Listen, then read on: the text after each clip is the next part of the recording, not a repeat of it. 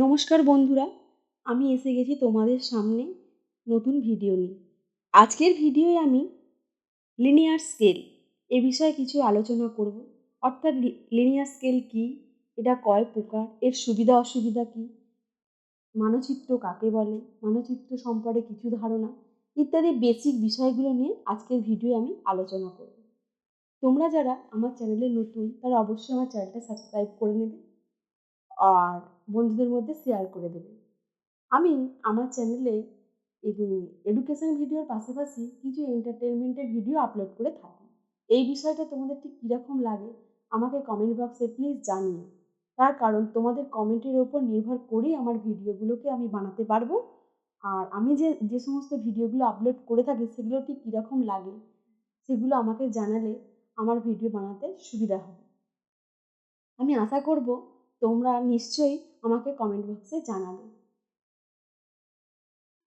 আমার এই video description বক্সে লিনিয়ার স্কেল সম্পর্কিত ছবি আঁকা আছে, একটা লিঙ্ক দেওয়া আছে, যে লিঙ্কে লিনিয়ার স্কেলের ছবিটা কীভাবে আঁকতে হয় শেখানো আছে। তোমরা চাইলে ওই লিঙ্কে গিয়ে ক্লিক করে লিনিয়ার স্কেল কীভাবে আঁকতে হয় দেখে নিতে পারো। তাহলে চলো শুরু করে নেওয়া যাক আজকের ভিডিও। আমি প্রথমেই তোমাদের কাছে যে বিষয়টা নিয়ে আলোচনা করব সেটা হচ্ছে মানচিত্র। এই যে মানচিত্র, এই মানচিত্র কথার অর্থ কী বা মানচিত্রের সংজ্ঞা কী? এই মানচিত্রে কথাটার অর্থ হচ্ছে ইংরেজিতে যাকে বলা হয় ম্যাপ। এই শব্দটি ল্যাটিন শব্দ ম্যাপা থেকে এসেছে, যার অর্থ হচ্ছে কাপড়। তাহলে মানচিত্র কথাটির অর্থ কী? না, মানচিত্র ইংরেজি ম্যাপ শব্দ থেকে এসেছে, যার উৎপত্তি হয়েছে ল্যাটিন শব্দ ম্যাপা থেকে, যার অর্থ হলো কাপড়। তাহলে কি কাপড় ও চামড়ার উপর প্রাচীনকালে ম্যাপ আঁকা হতো বলে এই নামকরণ করা হয়। তাহলে মানচিত্র নামকরণটা কিভাবে এলো? মানচিত্র নামকরণটা এলো না, কাপড় আর চামড়ার উপরে প্রাচীনকালে ম্যাপ আঁকা হতো, যেটা থেকে মানচিত্র কথাটা এসেছে। তাহলে বাংলায় মানচিত্র মানে কি? বাংলায় মানচিত্র হচ্ছে মান ও চিত্র যুক্ত হয়ে তৈরি হয়েছে মানচিত্র, অর্থাৎ নির্দিষ্ট মাপে বা স্কেলে ভূপৃষ্ঠের অংশ বিশেষে অঙ্কিত চিত্র। মানে নির্দিষ্ট মাপে ও স্কেলে ভূপৃষ্ঠের যে কোনো অংশকে আমরা যখন খাতা কলমে নির্দিষ্ট স্কেল বা মাপেতে আঁকবো সেটাকেই বলা হচ্ছে মানচিত্র। এই মানচিত্রের সংজ্ঞা কি? মানচিত্রের সংজ্ঞা হলো একখণ্ড সমতল কাগজে নির্দিষ্ট স্কেল ও অভিক্ষেপ অনুসারে সমগ্র পৃথিবী বা তার অংশ বিশেষকে দ্বিমাত্রিক রূপে উপস্থাপন করে তার উপর বিভিন্ন তথ্যকে বিশেষ রং ও চিহ্নের সাহায্যে চিত্রায়িত করা হলো অঙ্কিত চিত্ররূপ, যাকে বলা হয় মানচিত্র। তাহলে মানচিত্র কাকে বলে? একখণ্ড সমতল কাগজে নির্দিষ্ট স্কেল ও অভিক্ষেপ অনুসারে সমগ্র পৃথিবী বা তার অংশবিশেষকে দ্বিমাত্রিক রূপে উপস্থাপন করে তার উপর বিভিন্ন তথ্যকে বিশেষ রং ও চিহ্নের সাহায্যে চিত্রায়িত করা হলে অঙ্কিত চিত্ররূপকে বলা হয় মানচিত্র। এখানে একটা কথা বলার আছে, যেমন লেখা আছে বিভিন্ন তথ্য। এই বিভিন্ন তথ্য জিনিসটা কি? যেমন ধরো রাস্তাঘাট, যোগাযোগ ব্যবস্থা, চাষবাস, ঘনবসতিপূর্ণ নাকি সেখানে জনবসতি কম, সেখানকার উদ্ভিদ কীরকম আছে, যোগাযোগ ব্যবস্থা কীরকম আছে, এলাকাটা শিল্প এলাকা না কৃষি জমি ভিত্তিক এলাকা, সেখানে হসপিটাল বা শিক্ষা প্রতিষ্ঠান কিছু আছে কি না, সেই সমস্ত কিন্তু নির্ভর করছে এই বিভিন্ন রং এর সাহায্যে। এক একটা রং আমরা মানচিত্রে এক একটা বিষয়ের উপর দেখিয়ে থাকি। যেমন লাল রং দিয়ে আমরা বসতি দেখাই, সবুজ রং দিয়ে আমরা বাগান দেখাই, আর আমরা হলুদ রং দিয়ে কৃষি জমিগুলো দেখিয়ে থাকি, আর কি নীল রং দিয়ে জলা জমিগুলো দেখাই, কালো রং দিয়ে আমরা রেলপথ যোগাযোগ রাস্তা দেখাই, ইত্যাদি বিভিন্ন রং দিয়ে আমরা বিভিন্ন জিনিস দেখাই। এই বিভিন্ন রং দিয়ে যেমন বিভিন্ন জিনিস দেখাই, ঠিক সেরকমই এক একটা জিনিসের ক্ষেত্রে কিন্তু আমরা প্রতীকটাও এক এক রকমভাবে ব্যবহার করে থাকি। রাস্তাঘাটের জন্য একরকম প্রতীক চিহ্ন, যোগাযোগ ব্যবস্থার জন্য যেরকম একরকম প্রতীক চিহ্ন ব্যবহার করি, শিক্ষা প্রতিষ্ঠানের জন্য অন্যরকম প্রতীক চিহ্ন ব্যবহার করি, সেরকম হসপিটালের জন্য অন্যরকম প্রতীক চিহ্ন ব্যবহার করি, জনবসতির জন্য একরকম প্রতীক চিহ্ন ব্যবহার করি। তাহলে দেখা গেল কি আমরা বিভিন্ন বিষয়ের জন্য বিভিন্ন রকমের প্রতীক চিহ্ন ব্যবহার করে থাকি বিভিন্ন রঙের সাহায্যে। এইভাবে একটা মানচিত্রকে উপস্থাপন করা হয়। তাহলে একটা মানচিত্র যখন আঁকা হয় সেটা কিভাবে আঁকা হয়? মানচিত্রকে একটা আমরা নির্দিষ্ট স্কেলে নির্দিষ্ট মাপে একটা কাগজের মধ্যে তৈরি করি, যেটা কি একটা একটা নির্দিষ্ট জায়গায় এলাকার যে সমস্ত জিনিস রয়েছে সেগুলো আমরা সেই কাগজটাতে তুলে ধরার চেষ্টা করি বিভিন্ন রং দিয়ে, বিভিন্ন প্রতীক চিহ্ন দিয়ে, যাতে করে ওই মানচিত্রটা দেখলে আমরা এলাকাটার সম্পর্কে ধারণা লাভ করতে পারব। সহজেই যেটা আমরা দেখে বুঝে যাব যে সেই এলাকাটা কীরকম, জনবসতি, যোগাযোগ ব্যবস্থা কীরকম, শিক্ষা প্রতিষ্ঠান ব্যবস্থা কীরকম, শিল্প কারখানা আছে না কৃষি জমি আছে, এই সমস্ত বিষয়গুলো আমরা ওই মানচিত্র দেখলেই সহজে ধারণা লাভ করে নিতে পারব। তাহলে মানচিত্র সম্পর্কে আশা করছি তোমাদের বেসিক নলেজ দিতে আজকে আমি পারলাম। এরপরে আমি যেটা আলোচনা করব সেটা হলো কি লিনিয়ার স্কেল। সেটা কি? লিনিয়ার স্কেল কি? লিনিয়ার স্কেলকে কয় ভাগে ভাগ করা হয়? লিনিয়ার স্কেলের সুবিধা অসুবিধা কি? এগুলো তোমাদের জেনে রাখা খুবই জরুরি। তার কারণ এই লিনিয়ার স্কেল সম্পর্কিত অঙ্ক তোমাদের একাদশ শ্রেণীর সিলেবাসে প্রথম সেমিস্টারে আছে। এই অঙ্ক তোমাদের সমাধান করতে হবে ও লিনিয়ার স্কেলটা আঁকতেও হবে। তাহলে আজকের ভিডিওতে আমি যেরকম মানচিত্র নিয়ে আলোচনা করছি পাশাপাশি লিনিয়ার স্কেলটা নিয়েও আলোচনা করব। তোমাদের কিন্তু প্রথম থেকে শেষ পর্যন্ত মন দিয়ে ভিডিওটা শুনতে হবে। তাহলে প্রথমে আমি বলবো লিনিয়ার স্কেল কি বা কাকে বলে। লিনিয়ার স্কেল, যেটাকে বাংলায় বলা হয় রৈখিক স্কেল। এই রৈখিক স্কেল কাকে বলে? না, একটি নির্দিষ্ট দৈর্ঘ্যের সরল রেখাকে কয়েকটি নির্দিষ্ট দৈর্ঘ্যের উপবিভাগে বিভক্ত করে যে স্কেল অঙ্কন করা হয় তাকে রৈখিক স্কেল বা সাধারণ স্কেল বলা হয়। তাহলে বন্ধুরা, লিনিয়ার বা রৈখিক স্কেল কাকে বলে? না, একটি নির্দিষ্ট দৈর্ঘ্যের সরল রেখাকে কয়েকটি নির্দিষ্ট দৈর্ঘ্যের উপবিভাগে বিভক্ত করে যে স্কেল অঙ্কন করা হয় তাকে রৈখিক স্কেল বা সাধারণ স্কেল বলা হয়। এই রৈখিক স্কেল বা সাধারণ স্কেল হলো দুই প্রকার।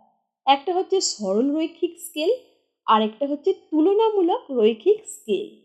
এই সরল রৈখিক স্কেলের কিছু সুবিধা ও কিছু অসুবিধা আছে। সেগুলো কীরকম?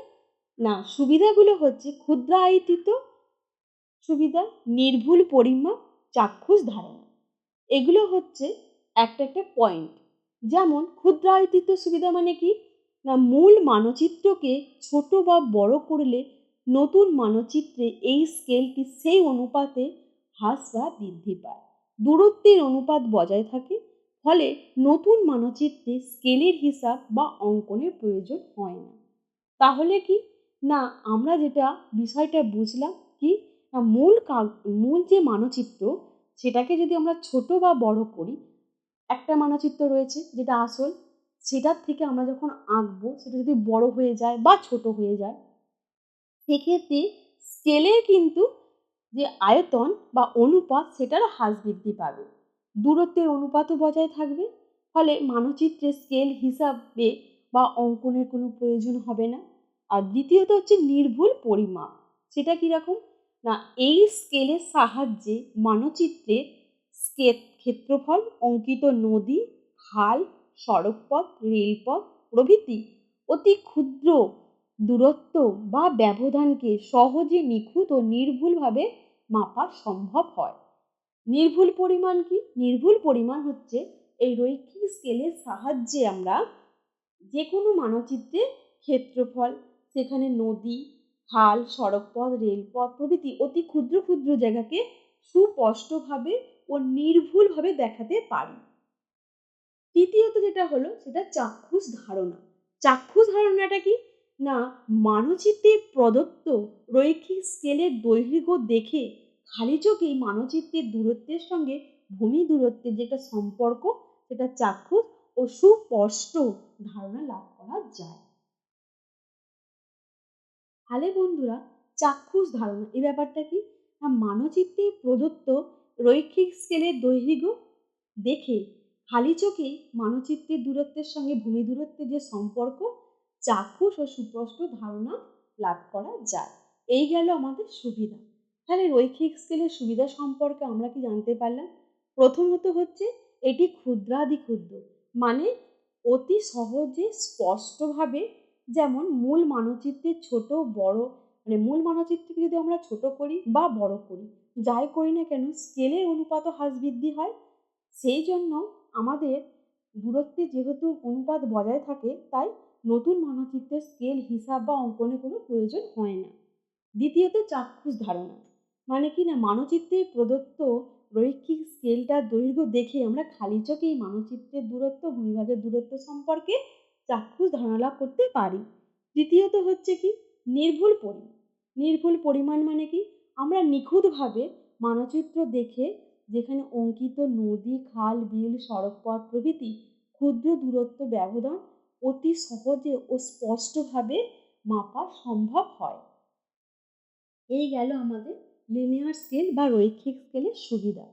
এবার এই লিনিয়ার স্কেল ও রৈখিক স্কেলের কিছু অসুবিধা রয়েছে, যেমন হিসাবের জটিলতা। রৈখিক স্কেলের মুখ্য ও গৌণ ভাগের সংখ্যা ও দৈর্ঘ্য নির্ণয়ে জটিল অঙ্ক কষতে হয়। এটা হচ্ছে হিসাবের জটিলতা। কেননা মুখ্য ভাগটা আলাদা করতে হয়, আবার গৌণ ভাগটা আলাদা করতে হয়, দুরকম থাকে বলে এটা যেন হিসাবে জটিলতা হয়ে যায়। দ্বিতীয়ত হচ্ছে আঁকার ঝামেলা। নিখুঁতভাবে রৈখিক স্কেল অঙ্কনে দৈর্ঘ্য সময় লাগে, অঙ্কনজনিত ত্রুটির সম্ভাবনা বেশি থাকে, মুখ্য গৌণ ভাগের দৈর্ঘ্যের মধ্যে পারস্পরিক সামঞ্জস্য নষ্ট হতে পারে, ভূমি দূরত্বের হেরফের হতে পারে। আমরা যখন এই রৈখিক স্কেলটা অঙ্কন করব তখন মানে প্রচণ্ডভাবে কেয়ারফুলি জিনিসটা আঁকতে হবে। তার কারণ দেখো, নিখুঁতভাবে রৈখিক স্কেল অঙ্কন করার জন্য অনেকটা সময় লাগে, আর এই স্কেল আঁকতে গেলে ত্রুটির সম্ভাবনা বেশি থাকে।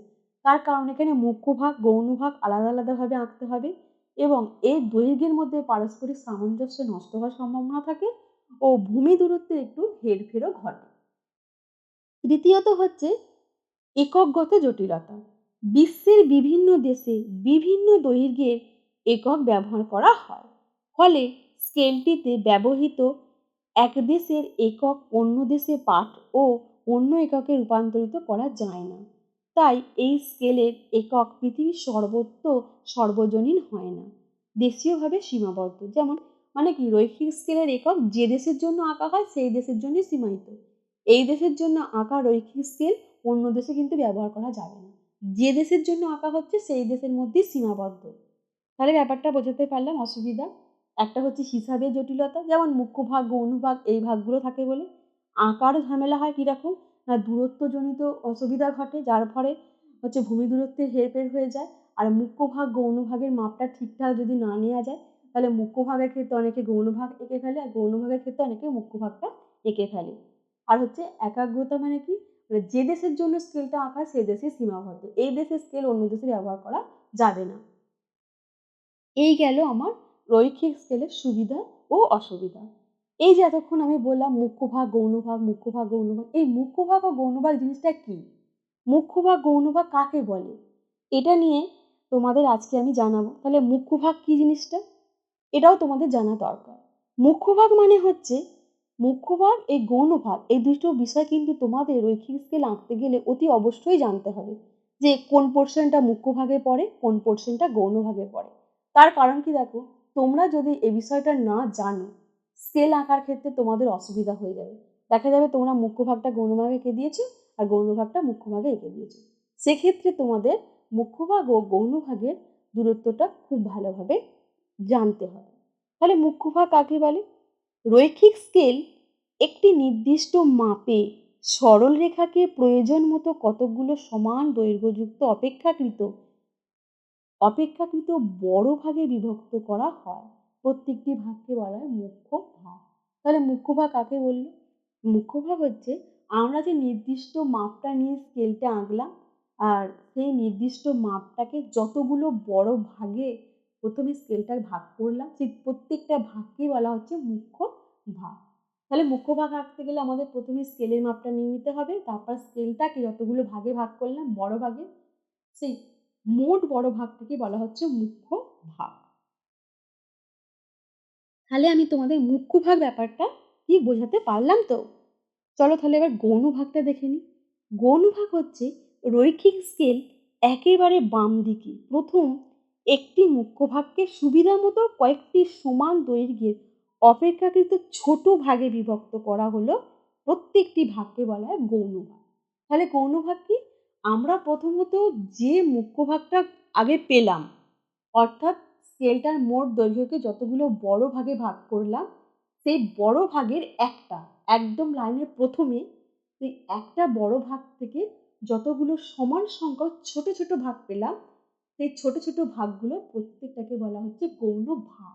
তবে তোমাদের মাথায় রাখতে হবে এই গৌণ ভাগ কিন্তু মুখ্য ভাগের যে কোনো একটাতে, অর্থাৎ সব থেকে যেটা ধারে আছে একদম লাইনের প্রথমে স্টার্টিংয়ে আছে, সেটাতেই কিন্তু গৌণ ভাগটা তোমাদের করতে হবে। তাহলে তোমাদের আমি গৌণ ভাগ কাকে বলে বোঝাতে পারলাম আশা করছি। আজকে আমি এই লিনিয়ার স্কেল অর্থাৎ রৈখিক স্কেল কাকে বলে, এই রৈখিক স্কেলের সুবিধা অসুবিধা কি, মুখ্য ভাগ কাকে বলে, গৌণ ভাগ কাকে বলে, এই বিষয়ে আমার ভিডিও আমি আলোচনা করলাম। আশা করছি তোমাদেরকে আমি বোঝাতে পেরেছি।